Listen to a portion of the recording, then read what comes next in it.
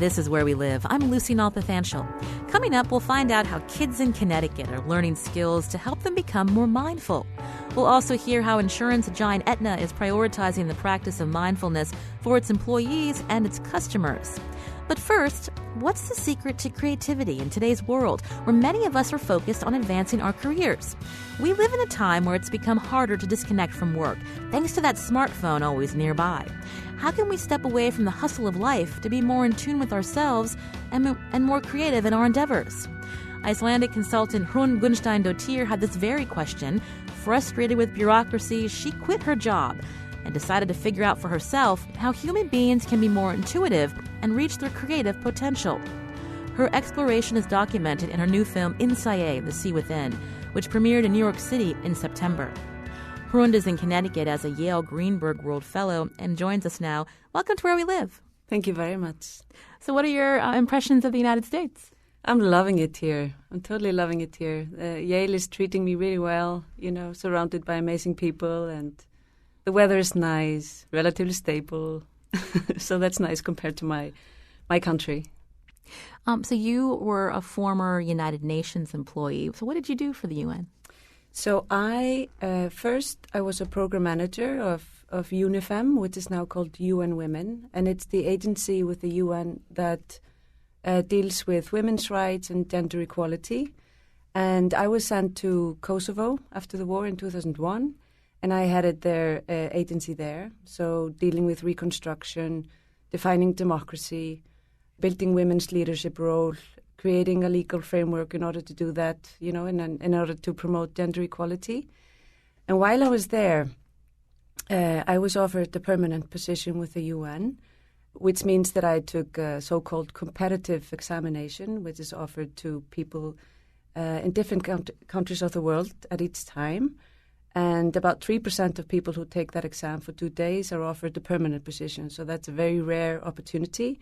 I moved to Geneva in 2002, and I stayed there for about 2 years.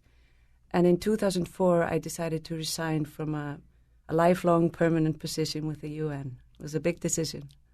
So take us back. So when you first were offered the permanent position, was this like a dream job for you to work for the UN? It was a dream job. So I graduated with a master's degree in 2000. And so it came really quickly after that. I worked in London for a human rights organization, and then I was offered this position in Kosovo shortly after that. I had two goals when I graduated. I want to either work for the Red Cross or the UN, and I wanted to work in a post-conflict context. So I felt really, things happened really, really fast for me. Getting a position like that in Kosovo is, I think, relatively rare. So I was only 27 when I headed the program there. And it was totally a dream job. But you said you resigned by 2004. What was it about the job that frustrated you? So in Kosovo, I was working very closely with the people that the UN was serving, and when I moved to Geneva, I was on track to become. It's similar to when you work for the foreign service or something. So on track to becoming a diplomat almost.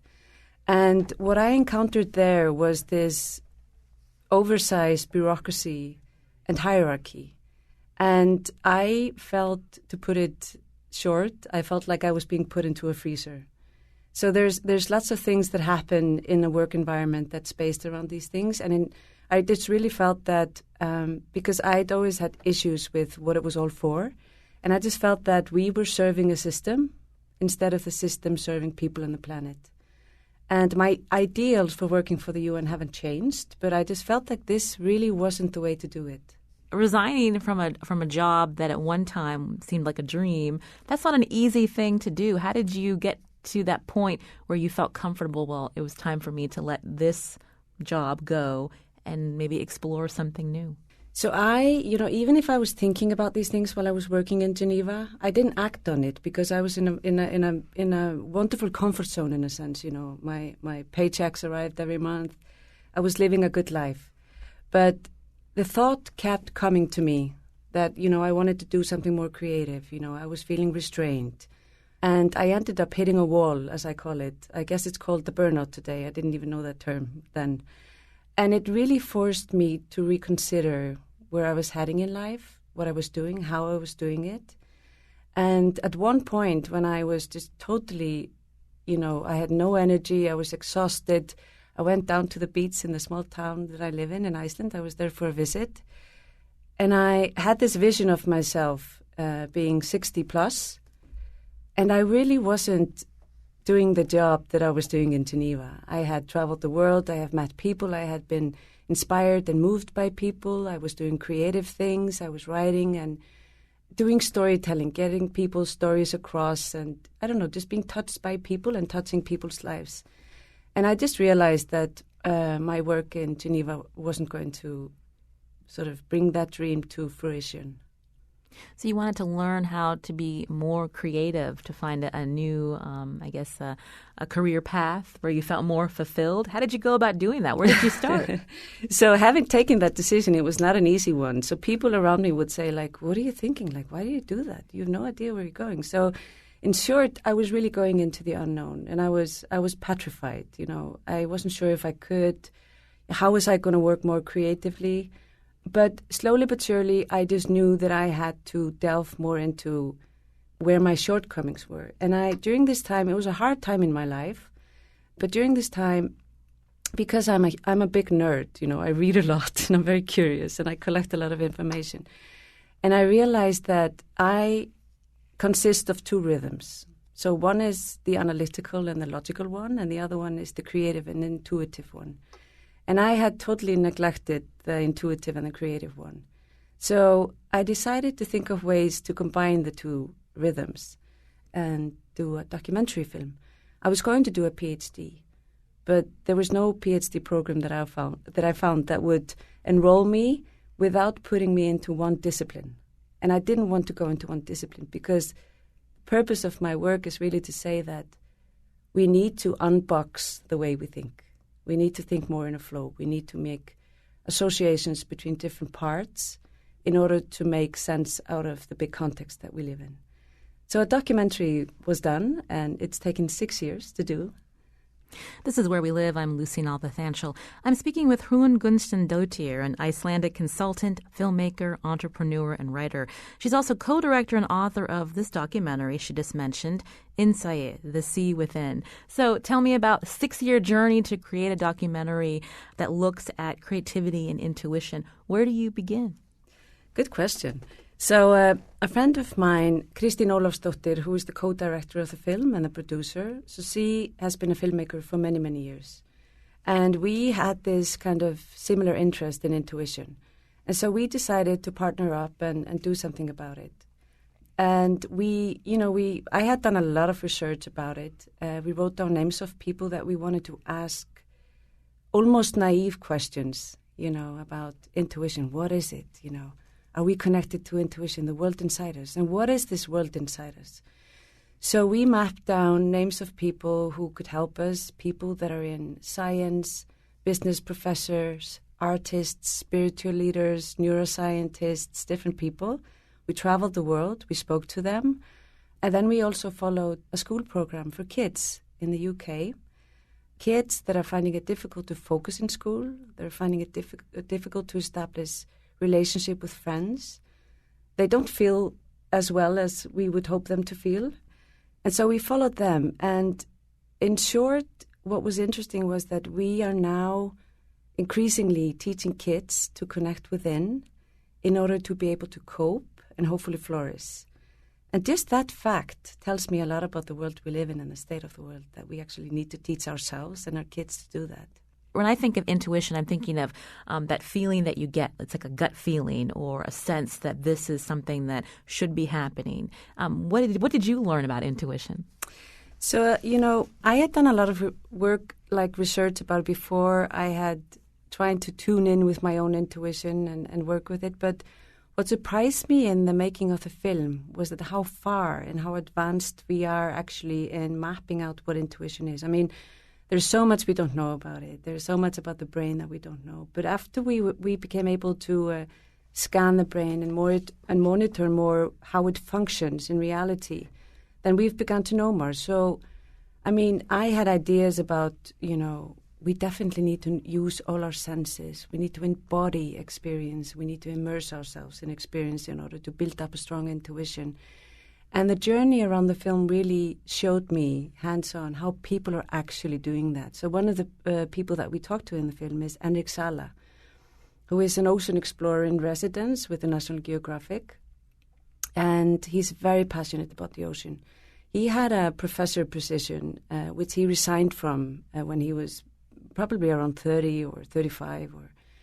And the reason why he resigned was that he felt really disconnected from the ocean that he was researching. So after that, he spent most of his time diving and just living in the ocean in order to build a strong intuition about it. And his record as an ocean explorer, somebody who wants to protect pristine parts of the ocean, is just incredible. So that was really one of the things that really inspired me to pursue this. What do you say to people who are listening to this and are thinking, well, it's hard for me to just immerse myself in something that I love or something that's my passion because, I have the 9-to-5 job. I have the kids at home I have to take care of. I've got the bills to pay.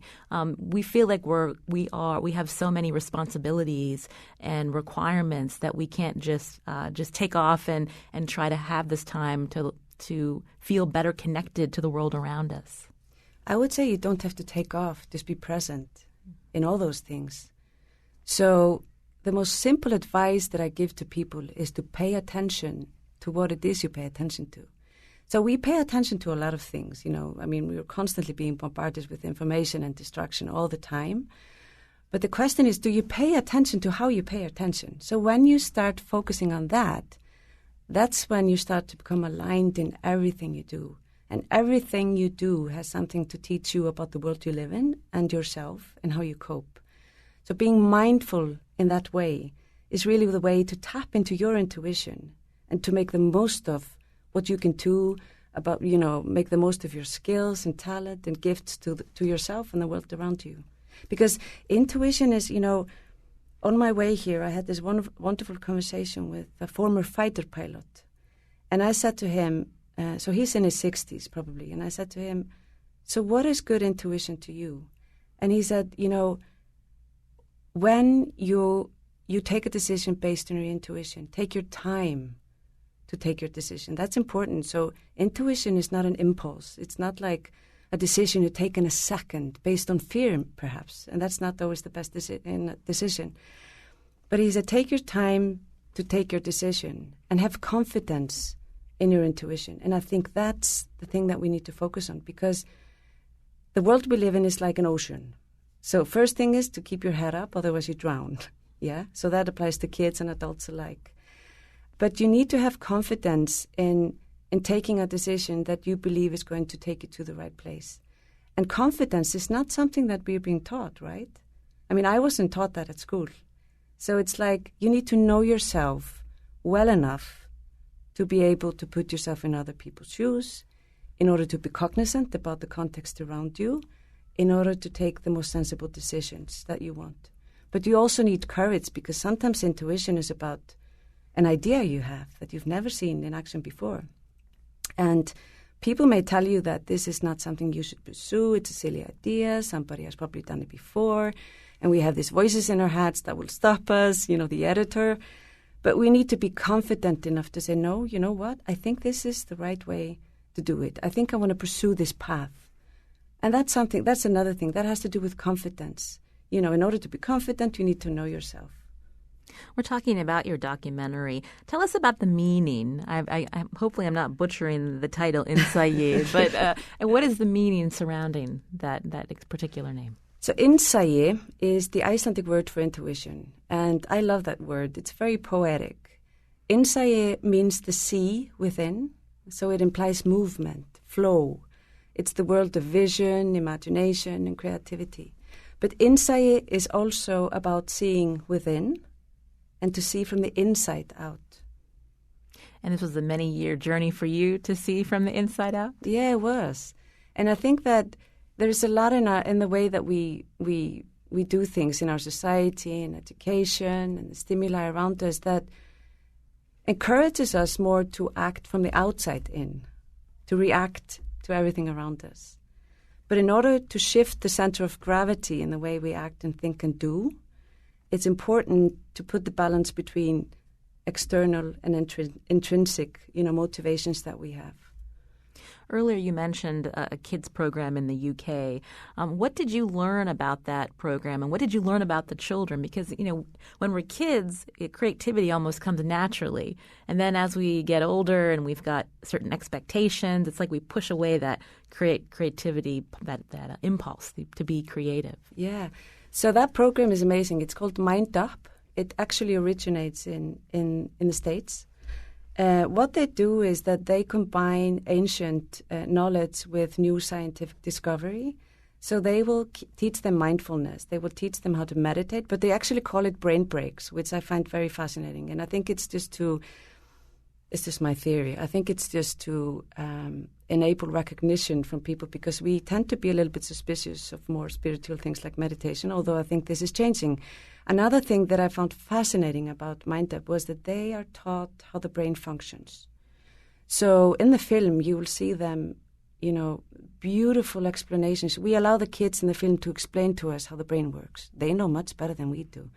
And they say, like, when I go for a break and I get really angry and I want to, beat someone or say something horrible or scream or something, then I understand that my amygdala, is really taking over. So I need to, be conscious of my amygdala and take a deep breath, and then I do something else. And I'm like, wow, that's amazing. I wish I would have known that. If I would have known that when I was working for the UN in a very hard situation in post-conflict Kosovo, I would have been able to find a better balance between, my inner world and the world around me. But I didn't know how to, so I just kind of leaked out in that situation instead of knowing how to re-energize myself, center myself, and be more aligned. Your documentary has premiered in several places. I mean, when people see the film, what do you hope they get out of it? I hope that when people see the film, they feel inspired to trust their intuition more, explore it, listen to their inner voice, because our inner voice doesn't scream at us, It'll never grab us by the neck and tell us to sit down. It's just quiet. It's quiet. So what we need to do is to quiet our minds, and we need to tap into it and understand what it's telling us. And when we do that, we become connected. It doesn't really matter what you're doing. Just being connected is all that matters, because then you will last for longer. You'll be happier. You can contribute more. You'll be more creative. So our hope is really that people connect to that beautiful source of wisdom that we all have inside us. Part of what we need to do today, and part of the reason why I'm focusing on intuition and creativity, is that we really need to rethink how we think. We need to avoid using old tools to address new challenges, because we'll just be doing the same mistakes all over again. And one of the things that are kind of fresh in my mind is, for example, in Syria, there's war going on there. And the many countries that are trying to resolve that war, they rely on international definitions, legal definitions of war. But these definitions don't even match the realities on the ground. So the old definition of war is 2 states are waging war. But the wars that are being waged today are often proxy wars, which means that they are between different countries and groups, armed groups, that don't even take place in the state that actually is the main perpetrator in the war. Do you know what I mean? So it's like we really need to define again what war is in order to address it as it should be addressed. So that's one of the many things. And I also think that with regards to education, what are we educating our kids and ourselves for? Like really, what is education about? My daughter is 13. And she will tell me, Mom, I don't understand why I need to learn this and this and that. Why can't they just teach me how to be alone in a mountain? Why can't they just teach me how I deal with friends? Why can't they just teach me what hobbies I should choose to know myself? So I think that's something that we really need to think about, because at the end of the day, when you have so much turmoil around you, this applies to individual lives and the world that we live in. The strongest thing that we can build is a strong inner compass that's based on values, our own sort of humanity, our own creative spirit, our own sense of belonging. And when we don't feel sense of belonging, for example, that increases our tendency to be depressed, anxious, stressed. Depression is becoming the leading cause of disability and illness in the Western world and in the world in general. That must tell us something. So I think that reconnecting to the most inner core of what it means to be human and taking it from there is like one of the most urgent things that we can do in the world today. Can I ask you, when your daughter asks you that question, what do you tell her? Oh my God, that's a really tough question, because I remember thinking that myself when I was in school, and partly it's being rebellious against having to learn new things. But what I try to tell her is that, maybe you can have a conversation with your teachers about it, and maybe you can think together how you can change the classroom, in that sense. But I also tell her, I also know that I'm a parent and I work a lot. So the most precious thing that I can give her is experience and experiencing the world with me. So it's time. And that's another thing, that we are all being confined. Time with our kids. And just to touch the world, take things step by step, not deciding how it's going to end. Just really test it. Be courageous about how things evolve that we do throughout the day. That's all I can do. I'm learning, But it's a balance. But I try to... when I think about my kids, I have 2 daughters. One is 9 and the other one is 13. I think about, if I have something to give them as a mother, it's independence, self-confidence, generosity, and love for life. And so I just try to use that as a compass throughout my parenting. Well, it sounds like a good approach. Yeah. I've been speaking with Hrun Gunnstein-Dottir, an Icelandic consultant, filmmaker, entrepreneur, and writer. She's in Connecticut as a 2016 Yale Greenberg World Fellow. She's also co-director of the documentary Insaye, The Sea Within. It explores the art of flourishing, leading, and innovating in an age of distraction and transformation. You can find out more on our website, wnpr.org/wherewelive. Thanks for coming in today, Hrund. Thank you for inviting me. Coming up, we'll talk with an educator about how kids in Connecticut schools are learning to be more mindful. This is Where We Live.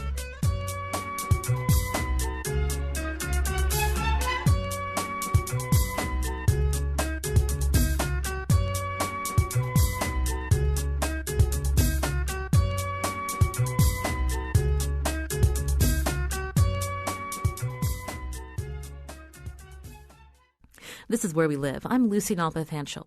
We just heard from Icelandic filmmaker Hrun Gunnstein-Dottir, and she mentioned a school program called Mind Up.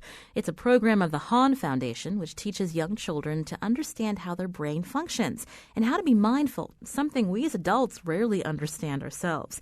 We wanted to learn more about how Mind Up is being used in Connecticut schools. So joining us now is Jessica Grutola. She's assistant principal at the International Magnet School for Global Citizenship in South Windsor. Jessica spearheaded the introduction and implementation of the Mind Up program in her school. Jessica, welcome to the show. Thank you. I'm happy to be here. So we know that our days are packed, and even when we're talking about students, there's lots of expectations put on them by parents and schools, lots of extracurricular activities. Why are kids so stressed? Is it all of these expectations that are there for them? Yes, as you mentioned, those are all daily things that occur that can stress out not only children but parents. And I think that, for us as models, to model being a little bit more de-stressed is something that we don't think about very often. And so we ourselves, when we're dealing with our children every day, are actually modeling for them how to deal with these stressful behaviors and stressful things that are occurring throughout the day. And so Mind Up actually allows us to help the students have a mindset of their own on why these behaviors might be happening, why these adults are acting in such ways throughout the day. So how did you hear about Mind Up, and what made you think this could be a program at the school that you're at? So at the Craig International Magnet School for Global Citizenship, we have a very diverse population. We have students coming from us, 50% from Hartford, as well as 38 surrounding towns. And so we have a very diverse population. That population comes with many different stressors, many different backgrounds, and Mind Up actually allows us to gain the perspective of others and learn empathy for others as well. So a couple of years ago, my former principal was at an IRA our International Reading Association conference down in Miami, and she had heard about the Mind Up program. And we were building our own social skills curriculum at the time because we know how important it is for students to have social emotional curriculum in order to build those skills and how to interact with one another. And so when we got some programs, program booklets from Mind Up, and we were looking through it, we really thought that it would help support our social emotional curriculum that we were implementing within the school. The alignment between our International Baccalaureate curriculum and Mind Up was a perfect fit. So we were thrilled to bring it to our teachers and our students. So this is something that, did you get a grant for? Yes, we did. We got a grant. So it was very easy. We contacted Mind Up through the website. They informed us about the grant because, as a public school, it can be very difficult to get funding. So we got a grant for $5,000, which was a wonderful kickoff for us. That enabled us to have a full day of training for all of our staff members, as well as all of the materials that we needed for our staff members. It also allowed, halfway through the implementation of the program, a trainer coming in and talking to us about the challenges of implementing Mind Up, as well as helping us sort of troubleshoot some of the things that were challenges for us, as well as a parent component. So we were able to hook our parents in, hook our other stakeholders into what we were doing in Mind Up. So the grant was phenomenal for us, and it really allowed us to get started with this quickly. So if I understand Mind Up correctly, there's a component where you're actually teaching pre-K elementary kids about brain science? Yeah, the neuroscience piece is quite amazing. It's very funny to hear, a 4-year-old or a 3-year-old running around talking about their amygdala and their prefrontal cortex. But it really is, our students are so egocentric, especially in the elementary schools. All they're thinking about is themselves. And if you don't have that regulation, if you can't understand how your own brain works, then it's very difficult for you to have any sort of self-regulation. So we really do talk about how the parts of the brains have 3 different purposes. We give the kids visuals as well as hand signals to use so that when their amygdala gets a little out of whack, or we like to call it flipping our lid, when it gets a little out of whack because we're feeling stressed or frustrated, acknowledging that, taking a moment to acknowledge, I'm not feeling like my normal self right now. What are some of the things or some of the strategies that I could do to calm myself down? Or even just stopping and acknowledging that is huge because it allows you to be more proactive than reactive to that emotion that you're feeling, that as a 4-year-old, you might not know that this is a feeling of stress. You're just sort of uncomfortable with how things are feeling at that moment in time. So take us into the classroom. So on a day where, kids are acting up, or maybe they're upset because their classmate jostled them, or right. How does understanding the brain help them control their emotions before acting out? Well, it's really interesting. So as you said, if someone jostles you by mistake, sometimes the initial reaction would be to yell at that student or maybe jostle them back. What this allows them to do is take a moment and say, I need a break. So you'll see our students, we have break spaces in our classrooms. So if they need to really physically remove themselves from the area, they'll go over to the break space. They'll take a couple of deep breaths. There are squishy items, Play-Doh, things like that they can manipulate with their hands because sometimes the students just need that kinesthetic piece. So being able to acknowledge that they need a break is huge because we don't even do that as adults many times. That's interesting. So you're giving the power to the child to understand that, if they're feeling upset about something, to take a break themselves. Instead of, as a parent, oftentimes they'll say, okay, maybe you need some quiet time. And we force them almost in a way to go sit in the corner and take a break. Right. And that doesn't always work. Well, that's true. And so it does take time to teach them the signals and to acknowledge when they do need a break. But it is something, and the teachers can say, maybe you'd like to take a break right now, and the student can say yes or no. It's more about them being proactive and acknowledging that they're feeling something different in themselves. And oftentimes you'll see students that will just be sitting quietly for a moment. And if you check in with them, they'll be like, oh, I was just centering myself. I was just doing some core practice. And so it's amazing to hear, 3rd or 4th graders say that. So beyond learning about neuroscience, we also understand there's something called breathing exercises that you work into the classroom. Can you talk about that? Yes. So those are brain breaks that we have, and they happen 3 times a day. They can also happen more than that if you're having a test or something that might be triggering a student to feel anxious. So we really like to start our day. We start as a whole school. There's a chime that you ring, and there's a little mantra that we read out for for all of our school, where we just take a moment to be in the moment, to focus on our breathing, to let everything wash through our bodies, to focus on what we want our goals to be for the day. And then we do that again after lunch just to kind of regroup. And then at the end of the day, just to sort of close out our day so that we're all beginning and ending in a very calm and soothing place. How do you incorporate that into the classroom when we understand there's lots of standards and things that teachers have to get through in a day? In the learning process, how do you do that? It is definitely a challenge, and we were very lucky. Our staff came together and we worked with the 15 lessons that MindUp gives us and aligned them with the Common Core state standards as well as the next generation science standards. So we worked with it so that it would fit in natural areas throughout the day.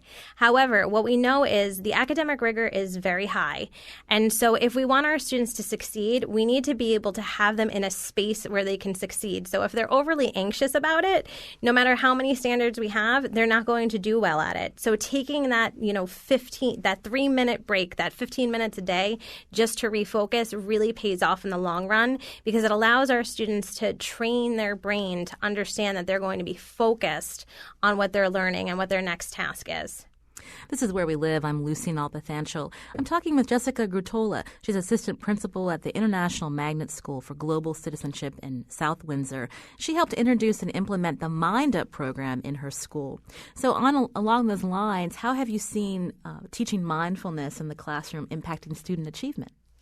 So this was our first year. Last year was our first year really implementing it. And so what we have noticed is that because the students are able to calm themselves down or self-regulate themselves, what they are able to do is focus longer on the tasks at hand. So as I said before, just taking that 3 minutes after recess to refocus and say, okay, now we're getting ready for math. Now we're getting ready for social studies.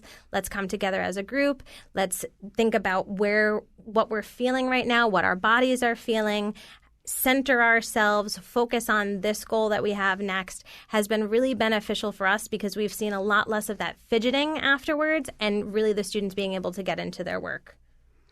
What's been the reaction from parents? Were they skeptical hearing that their 4-year-old is going to learn about their brain and have time to breathe and center themselves? Yes, they were. I think it's natural to be skeptical. And as I said earlier in our interview, this is something that we don't do as adults. And so the parents, when they first came to the MindUp workshop, they were thrilled about it. They were excited about it. But there were some naysayers. And so now when we have some of those naysayers come back and say, Billy or Bobby was at home and he was starting to get upset and he just stepped back and said, okay, I need a minute to focus on flowers and candles, which is a breathing exercise that we do where you breathe in and smell the flowers and then blow out the candles. And the parent said to themselves, oh my goodness, I can't believe that instead of throwing a temper tantrum right now, my child is practicing flowers and candles. So it's amazing to see how they transfer it from school to home. And we think that that's something that our kids can teach their parents now, how to practice that at home with their parents and invite them to join them to do so. And you also do parent workshops. Tell me about that. We do parent workshops. We do parent workshops once a month. They're not all on MindUp, but we do invite the parents to come in. One of the things that we want to do is have our students turnkey to the parents. So we're looking to have a student-run workshop where the students can talk to their parents about what they've learned through MindUp and then teach their parents some of the strategies that they use throughout the day. And I understand, again, that a grant helped you implement this at your school. But what happens now? So you're a year in. Obviously, the grant probably isn't going to take you for too much longer. So how do you then sustain this in your curriculum? Right. So sustainability was something that we were concerned about when we were first starting. But the MindUp program and the grant really did help get us started. We have all the materials that we need. We have access to the digital platform that has a lot of materials for our teachers to utilize, and we're able to have measures in place in our school improvement plan that allow us to keep this going. So we know that we want this to stay in our school. Our teachers like it, our kids love it, we're seeing benefits from it. So we really made sure that our school improvement plan has ways for this to be sustainable, working with teachers for PD, working with parents through professional development as well, working with our students, making sure that we're having model classrooms. We're really really letting the staff and the community know that this is something that we believe in, that it's not something that is just going to be, a fly-by-the-night kind of thing. And so we've really put the strategies in place to keep this going at our building. I've been speaking with Jessica Grutola. She's assistant principal at the International Magnet School for Global Citizenship in South Windsor. Thanks so much for telling us about Mind Up in your classroom. Oh, it was my pleasure. Coming up, we'll hear about a corporation based in Connecticut that's made mindfulness a priority for its employees. This is Where We Live.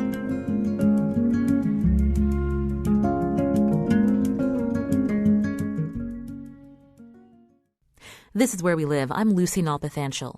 Coming up Friday, thousands have stood up against the Dakota Access Pipeline Project, a controversial plan to ship crude oil from North Dakota to Illinois.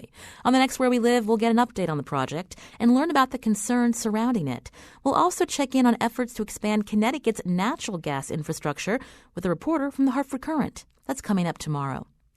Today, we've been talking about how many of us struggle with work-life balance.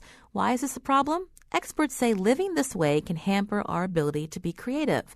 What can workplaces do to help us reach our potential, where we're more in tune with our lives and more creative in our ideas? You can join the conversation. Email wherewelive@wmpr.org or find us on Facebook and Twitter @wherewelive. Some companies have made mindfulness for its employees a priority. Hartford-based Aetna has its own Chief Mindfulness Officer. Andy Lee is that person. He joins us in studio. Andy, welcome to the show. Thank you so much, Lucy. Now, I'm not really familiar with this title, Chief Mindfulness Officer. So what do you do, and how did you find yourself in this role? Well, I do believe I might be the only Chief Mindfulness Officer out there. So what do I do? Well, my role at Aetna is really unique because my primary function right now is bringing mindfulness to our employees in a way that will help them to be more effective and also more stress resilient and just more happy at work. But because we're a health insurance company, there's actually a whole other side to what I do, which is starting to bring mindfulness to our members, to the people who have our health insurance. So that just makes it like kind of a double challenge and twice as interesting, really. You're the Chief Mindfulness Officer. When we talk about mindfulness, what are we talking about? Well, mindfulness is a quality of awareness, which is about being fully present in the moment with an attitude of openness and curiosity. So a lot of times our minds are kind of shifting back and forth between the past and the future, and we are not that often actually in the present moment. So that's part of it. And the other part of it is paying attention to what's going on right here and right now with a sense, as I said, openness and curiosity. In other words, letting go of our biases, our expectations, our judgments, and just being fully present with what's going on before we kind of make up our minds about it. You said that Aetna started looking at mindfulness and practices within the company to help employees be more effective, to learn stress resiliency. Is this something that the staff at Aetna, did they communicate that they wanted something like this, or how did this even come to be? It's actually a really interesting story because it began with our CEO, Mark Bertolini. A number of years ago, he had a skiing accident, and he almost died in that accident, and ended up recovering, but with permanent nerve damage to his left arm, which left him in chronic pain. And as a way to deal with that pain, he was prescribed opiates. And I think we all know how that turns out these days. Not a great way to go through life, let alone run a huge corporation. So he came upon mindfulness, meditation, and yoga as a way to manage his pain. And he's been doing that for 7 or 8 years now without medications. And he saw how helpful that was to him. And he also saw the other benefits that mindfulness brought to him. And that's really what inspired him to make it available to employees. And he's really been a champion, which has been great. And what was the reaction from staff? Well, I wasn't here at that time. I think that Aetna has a long history of piloting things internally, like offering things to employees that they would later offer to our customers. And so people were pretty used to that idea and pretty enthusiastic, from what I can tell, about this practice. Now, I'll tell you that probably there's a lot of people in the company at that time who had never heard of mindfulness, probably were thinking, okay, this is a CEO thing and we just kind of have to go along with it. But over the time, it's really gotten a lot of traction and a lot of support from the employees. There's yoga classes at Aetna? There are, yeah, absolutely. And meditation? There are meditation. We offer mostly right now online mindfulness courses, which meet once a week for either 10 or 20 weeks. And when you're in that class, you're expected to do 15 minutes of meditation per day. So that's one way that a lot of people have kind of gotten involved in this. But we're also working with an app, a mindfulness app called Headspace, piloting that internally, and trying some other things internally to give people more opportunities to practice mindfulness and bring it into their day. Has it been difficult, though, to have this when, again, you're a for-profit company? I mean, you go from, one meeting to the next? I mean, I know how it is working at a media organization. You're always thinking about your next show and booking up your next guest, and it's just one thing after another. I mean, how do you put this into your work culture where, again, you're able to still do your job and get to be effective? You know what? It's a challenge. It's not easy because we are hectic. We're running around all day from one meeting to the next, just as you said. However, if people stop to pay attention to really what they're doing and who's in charge of what they're doing, a lot of times people find that they have more control than they think. So they can actually decide, not always, but sometimes they can block out some time to just focus on things instead of waiting for the next meeting to come to them. They can take 10 minutes in the morning before they get to work or when they get to work to just stop and let their mind calm down a little bit and say, okay, what do I really want to get done today? Between all the emails and the meetings, what do I really want to get done? And mindfulness helps us to strengthen our focus, to strengthen our ability to come back to what's important, and to kind of take care of our minds throughout the day. So let's talk about, what's the point of all this? And, we started the show mentioning because we go from one task to another, it doesn't give us time to be creative. And so I'm curious about if you could talk about that link. So what happens during our day at work a lot is that we're kind of skittering along the surface of our experience. We move from one thing to the next until something else distracts us, and then we move to the next thing until we're interrupted by the next thing. And what happens is, and perhaps you've had the experience that when we're working on the computer, all of a sudden we realize that we've got 8 windows open, 2 emails half written, and are actually not getting anything done. So the only way that we can really fully engage and do our best at work or with anything is if we take the time to be fully present with it, to bring our full attention to it. And these days with our devices and all these other distractions we have, we don't often do that. And research has shown that in order to really do your best work, to be creative, to think deeply, we have to do that at least part of the time without being distracted, at a time and a place when we're not being distracted, when we can really let ourselves settle in on what's going on right here and right now. And that just does not happen often, as you know, today at work. This is Where We Live. I'm Lucy Nalpathanchel.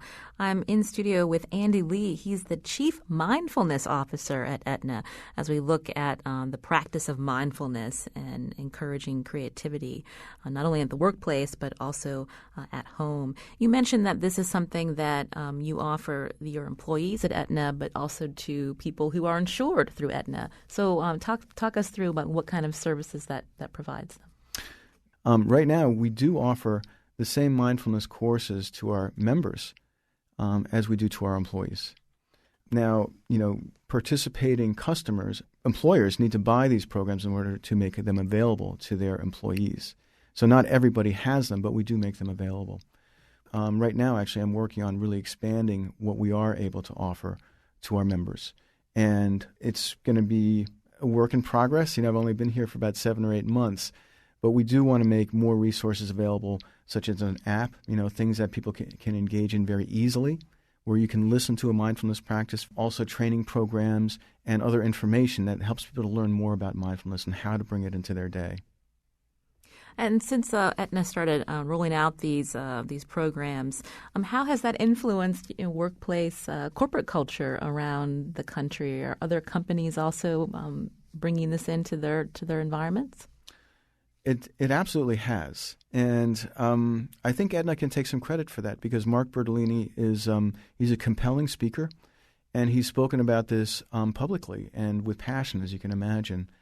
It is part of a broader trend too. There are many large corporations who are doing this, including Ford Motor Company, General Mills, Google. Dozens of large corporations are looking at bringing mindfulness to their employees. As a matter of fact, over 20% of all large corporations are going to be offering some type of mindfulness practice to their employees this year. People do pay attention to what Aetna does. I know just recently in the news, it was reported that Aetna is going to be ending their very flexible work-at-home policy. What's the reaction, and how do these programs, help them, I guess, get used to the news and changes within their workforce? That's a good question. First of all, Aetna is not actually ending its flexible work-from-home policy. They're making some changes for specific business reasons that'll impact specific people. So over 40% of Aetna employees work from home. So that's not going to change anytime soon in any significant way. But your broader point is well taken, which is that there's a lot of changes that impact us and at organizations, changes to our jobs, changes to how we do things, to our expectations, to what's expected of us. And what mindfulness can help us to do is to really look at the challenges that we're facing and not add additional mental stories and layers of worry and concern and projection on top of that.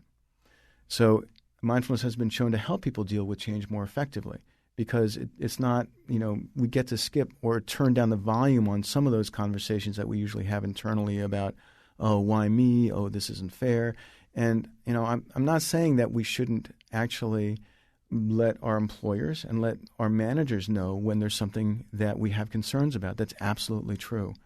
I do think that mindfulness can help us to be constructive when we face challenges and to bounce back from challenges more effectively by being fully present in the moment and actually checking out what is really changing and what's not changing. What am I being asked to do and what am I not being asked to do? And by staying in connection with reality and turning down the volume on those internal dialogues, those internal stories, we're able to deal with change more effectively. And then for listeners who want to learn more about just being mindful, besides mentioning some of the apps that Aetna's working on, I know there's some out, that people can download. What are some other ways for people to learn to be more mindful? Well, one great place to start is how we listen, because we listen to people all day long. And we can do that in a number of ways. We can listen to people until we decide what we want to say next. And then we move from listening to waiting. And when we're waiting to speak, then we're not listening anymore. So a great mindfulness practice is when we speak to someone, really try to pay attention to not only what they're saying, but the intention behind it, the body language behind it, and really opening up and letting go of our own dialogue, letting go of our own expectations about what they might be saying and why, and checking into what are they really trying to communicate and just opening up to that. That's one. Another one that I'll share with you that's really important is this idea of multitasking. So there's this idea that we can actually, as humans, do more than one thing at once and potentially maybe be twice as productive. If we listen to a conference call and, read a paper at the same time or prepare a presentation at the same time. The fact is that multitasking doesn't work. It may work for some real low kind of cognitive load things like you can fold laundry and talk to your kids. That's okay. But you actually cannot listen to a conference call and write an email at the same time. What you're doing is you're switching back and forth. And to our point earlier, that's going to lead to less creativity. It's going to lead to more mistakes. It's going to lead to more stress. And it's going to slow you down a lot. So I know that many times we don't have a choice. We have to multitask, but if you do have the choice, see if you can focus on one thing at a time. And I think that you'll find that you'll be more effective, you'll do better work, and you'll be less stressed. So that's one other great way to bring mindfulness into the day. Andy Lee is Chief Mindfulness Officer at Aetna. Thanks so much for speaking with us and helping us learn a little bit more about being mindful. Thank you for having me, Lucy. Our show is produced by Lydia Brown and Jeff Tyson. Our technical producer is Kian Wolf. WNPR's executive producer is Katie Tolarski. Check out WNPR.org/where we live for more about the show. I'm Lucy Nalpathanchel. Thanks for listening.